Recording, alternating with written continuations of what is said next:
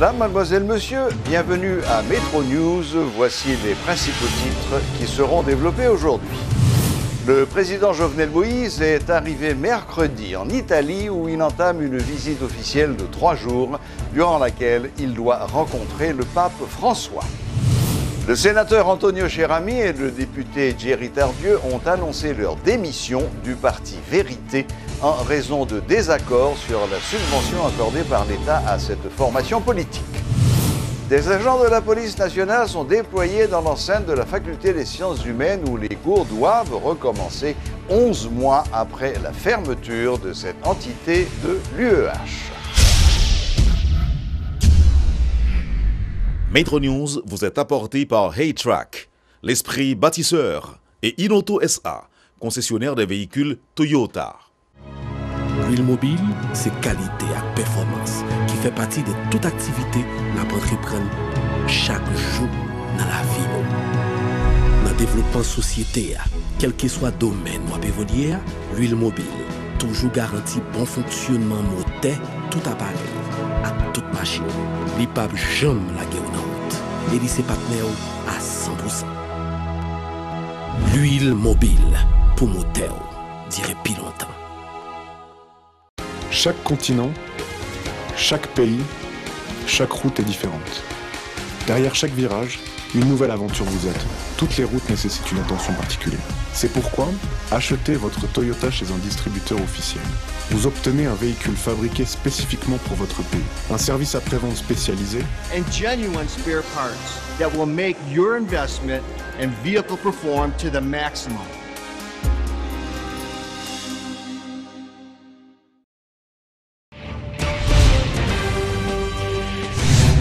Le président Jovenel Moïse est arrivé mercredi à Rome, première étape d'une visite officielle de 3 jours en Italie et au Vatican, du 24 au 28 janvier.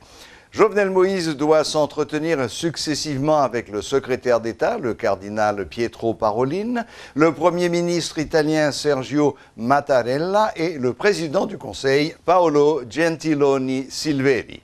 Il bouclera sa tournée par une rencontre avec le directeur général du Programme alimentaire mondial, PAM, et celui du Fonds international de développement agricole, FIDA. Le président est accompagné d'une importante délégation composée entre autres des 2 présidents de chambre, le sénateur Joseph Lambert et le député Garibaldi.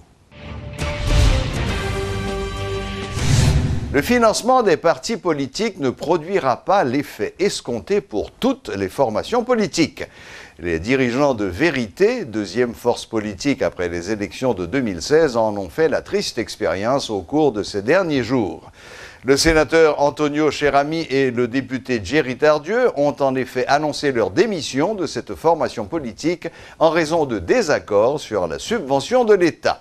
M. Tardieu s'insurge contre la subvention, estimant qu'elle ne tient pas compte de la situation économique de la nation. On ne peut pas distribuer 600 millions de gourdes à des formations politiques, dit-il, rappelant qu'il manque de ressources pour construire des écoles et payer les salaires des enseignants ou des policiers. De plus, il juge que les dirigeants des partis devraient respecter des critères pour avoir accès aux fonds. M. Tardieu reproche aux dirigeants de Vérité d'avoir adopté de manière unilatérale la décision de recevoir la subvention de l'État. Je n'ai pas été invité à un débat sur ce dossier pourtant brûlant, regrette-t-il.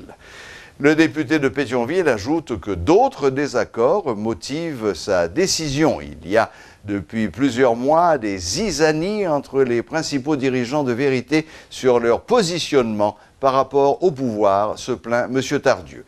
La subvention au parti constitue donc la cause occasionnelle de ce divorce entre M. Tardieu et les dirigeants de Vérité.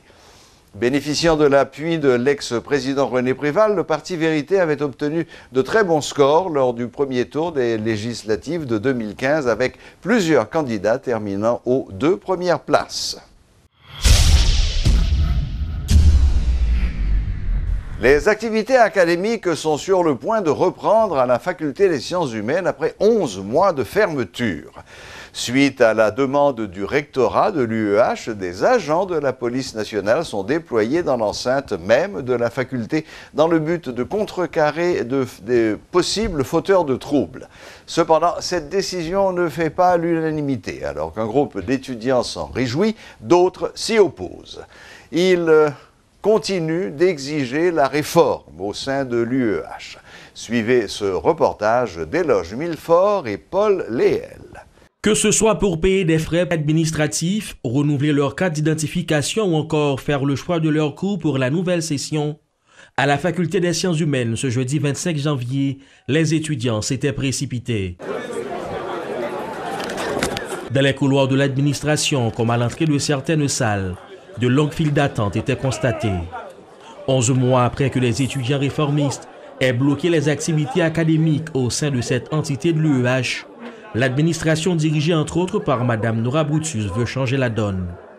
Représentant des étudiants de la Faculté des sciences humaines au sein du Conseil de l'Université d'État, Jean-Edner Jean-Pierre confirme en effet que les activités académiques sont sur le point de reprendre. Sous vérifier dans salle là après étudiants ont choisi cours paisiblement, ça qui pas arrivé fait pendant 11 mois. S'ils se sont montrés réticents à se livrer à notre micro, l'engouement, aussi bien que la joie de reprendre les cours, était visible chez la plupart des étudiants remarqués sur la cour de la Faculté des sciences humaines ce jeudi. Mais pour que les dirigeants de la FACH puissent espérer gagner le pari, certaines dispositions, notamment liées à la sécurisation de l'espace, ont dû être prises.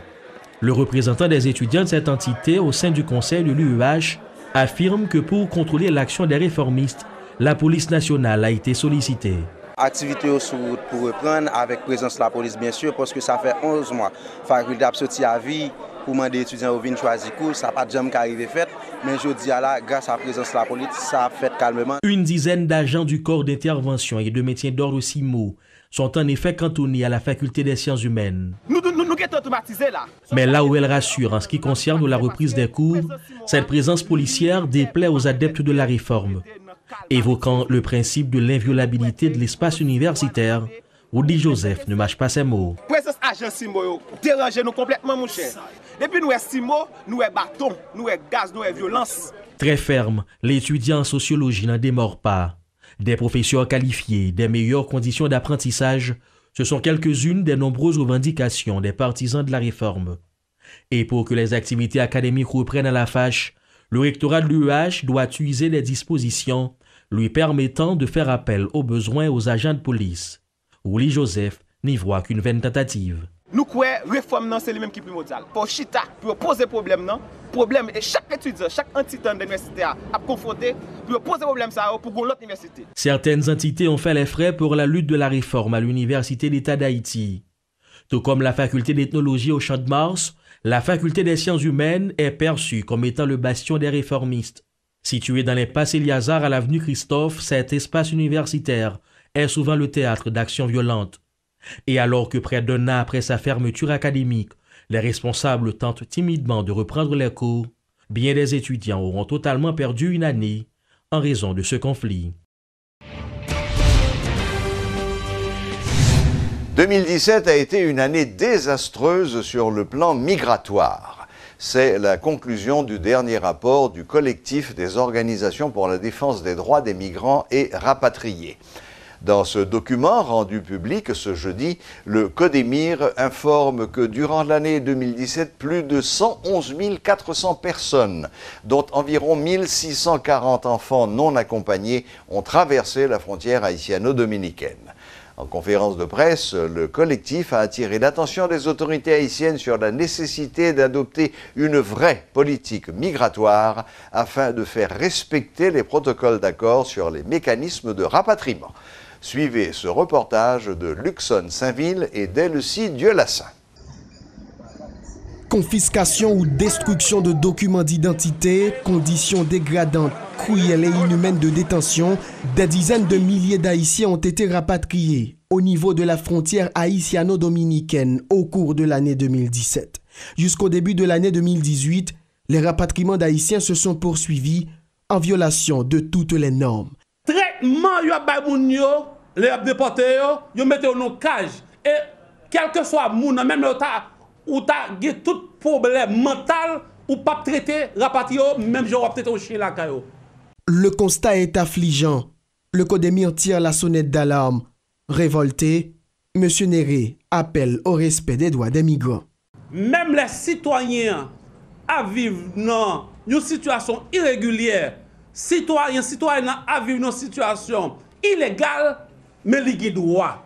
Ces Haïtiens en situation irrégulière sont expulsés à travers 23 points frontaliers.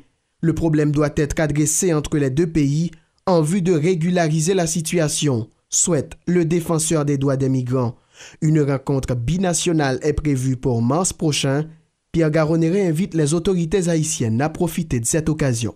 Pour le gouvernement, dans le cadre de rencontre binationale, pour tout profiter de poser problème là, oui, il est capable de rapatrier les gens. D'abord, il faut que respecte l'accord binational entre la République dominicaine, entre la République d'Haïti qui était signé en décembre 1999 et surtout les traités, les conventions qui deux pays ont ratifié sur question rapatriement. Les déportations massives d'Haïtiens de la République dominicaine ont commencé après la fin du Plan national de régularisation des étrangers, le PNRE. Pour l'année 2018, le collectif des organisations pour la défense des droits des migrants et rapatriés plaide en faveur d'une vraie politique migratoire en Haïti. Malgré les mauvais traitements dont ils font l'objet, les Haïtiens continuent de traverser la frontière en quête de mieux-être. Ces derniers sont employés dans l'agriculture, les travaux de construction et le commerce. Voilà, la boucle est bouclée. Merci de votre fidélité et à la prochaine, même heure, même chaîne.